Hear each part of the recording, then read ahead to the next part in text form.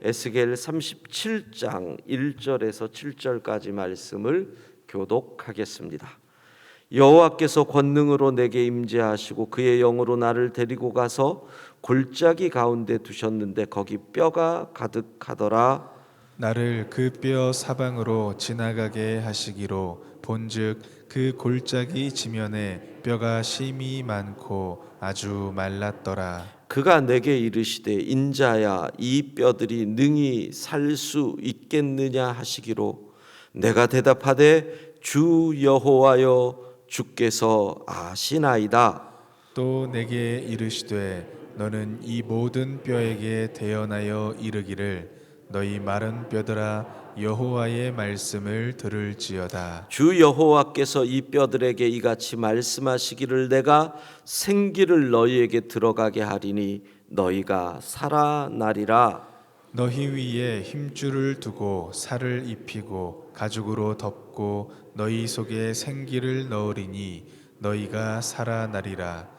또 내가 여호와인 줄 너희가 알리라 하셨다 하라. 함께 읽습니다. 이에 내가 명령을 따라 대언하니 대언할 때 소리가 나고 움직이며 이 뼈 저 뼈가 들어맞아 뼈들이 서로 연결되더라. 아멘. 에스겔서의 말씀을 통해서 어제 우리는 마른 뼈와 같은 상황에서 하나님께서 에스겔에게 하셨던 그 질문을 우리가 역으로 하나님께 드리는 기도를 해보자라고 했습니다. 마른 뼈와 같은 내 환경, 내 상황, 내 건강, 내 가정, 하나님 살 수 있나요? 하나님께서 아시지 않습니까? 여호와께서 아십니다. 주께서 아십니다. 이 말은 세 가지의 의미가 있다라고 했습니다. 첫 번째, 나는 모릅니다. 나는 방법이 없습니다. 나는 길이 없습니다. 두 번째, 그러나 하나님에게는 길이 있습니다. 하나님에게는 방법이 있습니다. 세 번째, 그래서 하나님 뜻에 맡깁니다. 하나님께 모든 것을 맡깁니다. 하나님 뜻대로 하옵소서. 자, 오늘은 우리가 생각해야 할 것이 병에 걸리면 가장 중요한 것이 병의 원인을 밝히는 겁니다. 왜 이들은 마른 뼈다귀와 같이 되었을까? 그 원인을 밝혀야 합니다. 병에 걸리면 의사들은 그러더라고요. 검사가 80~90%다. 원인을 밝혀내는 것, 병명을 밝혀내는 것. 그 다음에 치료는 교과서에 나온 대로 하면 되는 거거든요. 그래서 피검사를 하고, 그래서 MRI 찍고, 엑스레이 찍고, CT 찍고, 수많은 검사를 하는 이유가 병의 원인, 이유를 밝히기 위함인 거지요. 이들은 왜 마른 뼈다귀가 되었을까요? 의사들의 얘기를 들어보면 병을 치료함에 있어서 참으로 어려운 것은 예전보다 이 사회에 지식이 너무 많아졌기 때문이라는 겁니다. 환자들이 오는데 자기들이 내 선생님한테 물어봐서, 네이버 선생님에게 물어봐서 이미 이 병에 대해서 이게 이런 거구나 이런 거구나를, 그렇죠. 환자들 입장에서도 어떻게 그냥 가겠어요. 궁금하고 겁나는데. 또 유 선생님도 있잖아요. 유튜브 선생님도 만나가지고 온갖 지식을 다 가지고 와서 의사들에게 이러는 거 아닙니까? 참 어렵다는 겁니다. 거기에 또 한 가지, 잘못된 정보, 이게 더 심각한 거죠. 우리가 암에 걸린 성도들의 얘기를 들어보면 암에 걸리면 주변에 있는 분들이 연락이 오지요.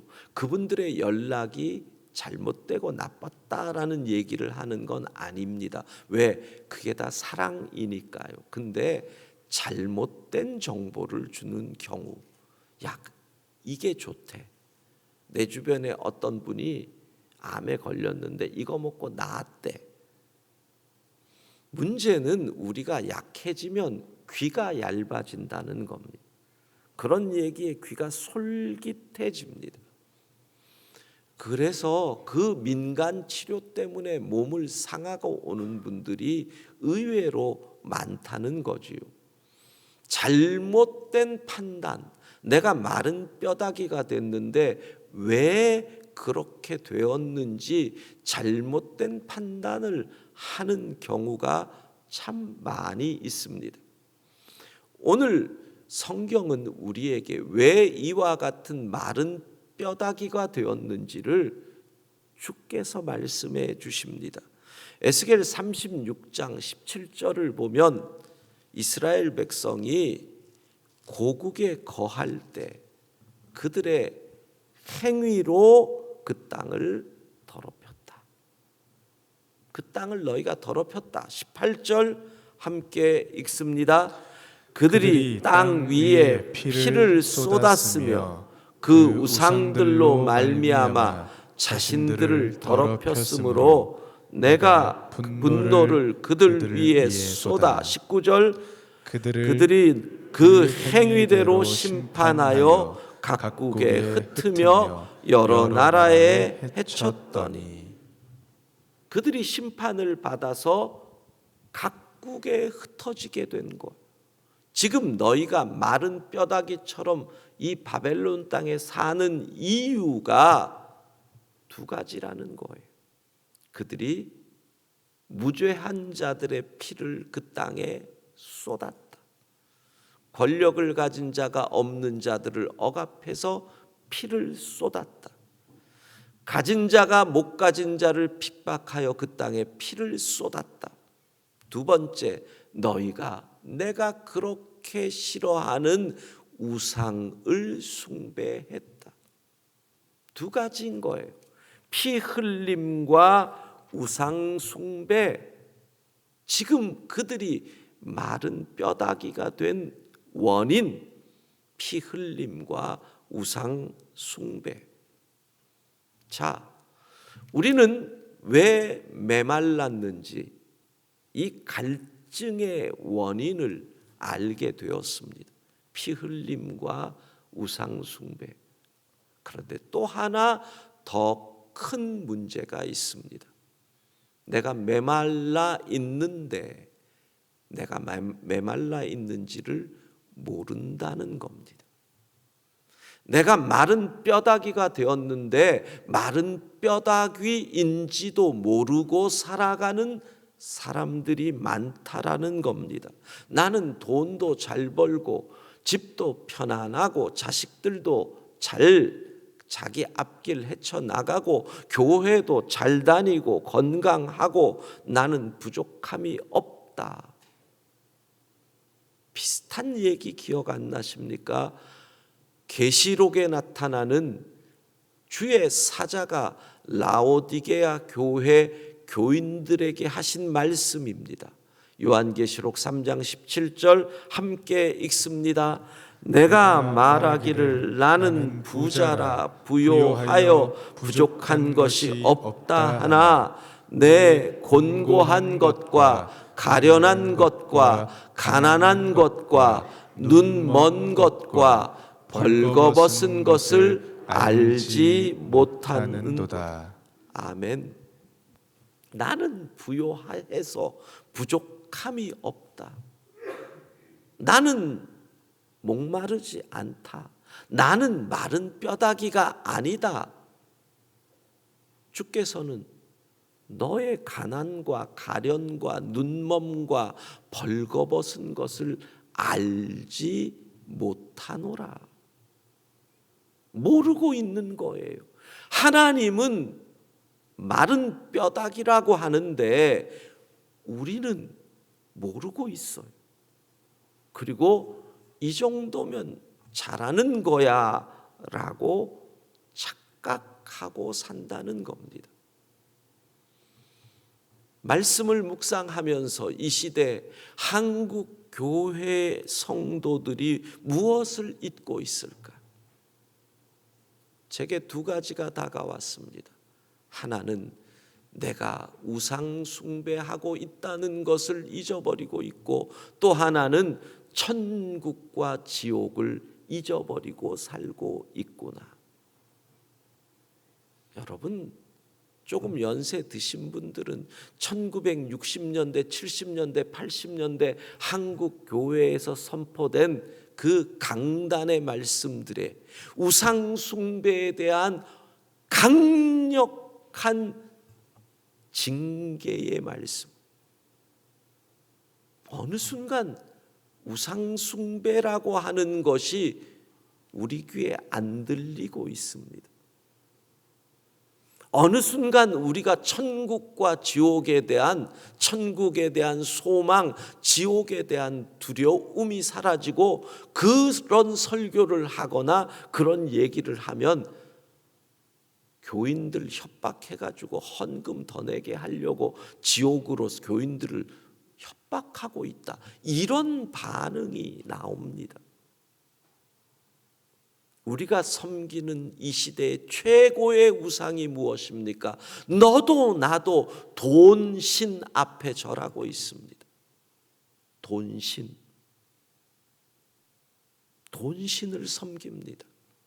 거기서 자유한 사람이 누가 있습니까? 돈신이 우리에게 웃어주기만 하면 춤을 출 수 있습니다.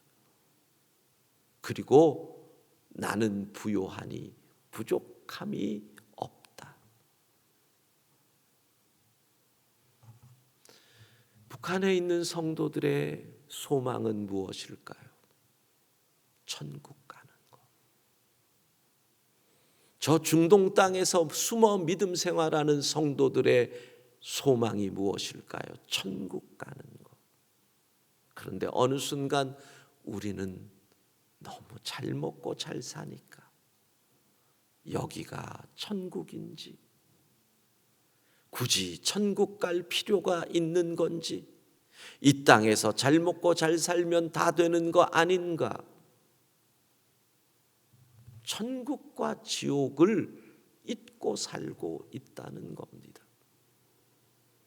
그러는 순간 우리의 영혼은 자꾸 말라갑니다. 마른 뼈다귀처럼 됩니다. 그런데 내 형편은 누가 봐도 괜찮다 그럽니다. 네가 부요함으로 부족한 것이 없다 생각하는구나. 주의 사자가 라오디게아 교인들에게 이렇게 강력하게 말씀합니다. 요한계시록 3장 19절 함께 읽습니다. 무릇 내가 사랑하는 자를 책망하여 징계하노니 그러므로 내가 열심을 내라 회개하라. 오늘 주께서 한 해를 결산하고 새벽에 나온 우리에게 이렇게 말씀합니다. 열심을 내라, 회개하라. 회개하라는 겁니다. 내 앞에 있는 돈신의 제단을 성령의 검으로 쪼개셔요. 회개해야 됩니다. 누가 나에게 복을 주십니까? 여호와 하나님께서 복을 주시는 줄로 믿습니다. 천국을 바라봐야 합니다. 죄 많은 이 세상은 내 집이 아닙니다. 내 모든 보화는 저 천국에 있습니다. 천국을 바라보고 우리가 오늘, 그래서 새벽 기도 후에 여러분들이 기도해야 할 기도는 다른 거 아닙니다. 회개의 기도. 열심을 내라, 회개하라. 하나님, 제가 믿는다고 했는데 보니 제가 돈신을 섬겼습니다. 그렇잖아요. 돈 때문에 형제들하고 싸우잖아요. 돈 때문에 친구하고 원수가 되잖아요. 제가 돈신을 섬겼습니다. 하나님, 제가 이 땅에 소망을 두고 살았습니다. 저를 용서하여 주옵소서. 사랑하는 성도 여러분, 마른 뼈다귀와 같은 내 몸을 보고 다시 회개하고 주 앞에 나아가는 우리 모두가 되기를 소망합니다.